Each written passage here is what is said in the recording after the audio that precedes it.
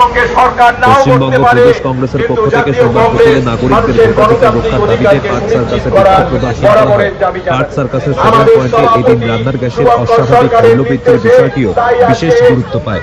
সমস্ত বৈধ ভোটারদের ভোটাধিকার সুনিশ্চিত করার দাবিতে কংগ্রেসের পথে নেমে বিক্ষোভ সামিল হয় তারা।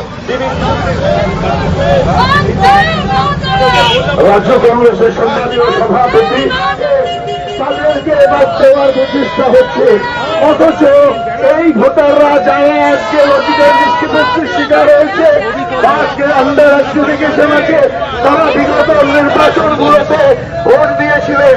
আজকে হঠাৎ নির্বাচন কমিশন 7 লক্ষ ভোটারের নাম এখনো বিবেচনাধীনের মধ্যেই রয়েছে। এবং সেই আজকে 23 তারিখে 7 দিন আগে এই যে 60 লক্ষ আজকে অ্যাডজুডিকেটেড যাদের নাম আটকে আছে তাদের তালিকা প্রকাশ করে দেওয়া হোক।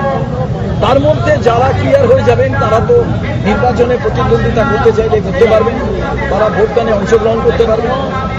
যারা প্রশ্নচিহ্নের সম্মুখীন আসবেন তারা এরপরে নিজেদের সমস্ত নথি দেখিয়ে সেখানে তাদের নিজেদের সমর্থনে তারা যদি নথি দেখাতে পারে তাহলে সেক্ষেত্রে তাদের নাম যুক্ত হবে। কিন্তু আমরা দেখলাম কালকে নির্বাচন কমিশনার ঘোষণা করল এটা বড় উৎসব, প্রধান উৎসব। আচ্ছা, প্রধান উৎসবে জেনুইন ভোটাররা বাদ থাকবে কি করে? প্রধান উৎসব হতে পারে? নির্বাচন কমিশন যে অপদার্থতার পরিচয় দিল, যেখান থেকে বিএলও আত্মহত্যা করলো, ভোটাররা আত্মহত্যা করলো, সেখানে আপনি আমাকে বলুন তো আপনাদের বিরুদ্ধে এই শাস্তিমূলক ব্যবস্থা কে নিতে পারে? আপনাদের তো বরখাস্ত করা উচিত এই পদ থেকে। আপনি নয় পার পেয়ে যাবেন, তার কারণ আপনার কাছে রক্ষা কবচ আছে 2023 সালে, যেটা অবাঞ্ছিতভাবে করা হয়েছে।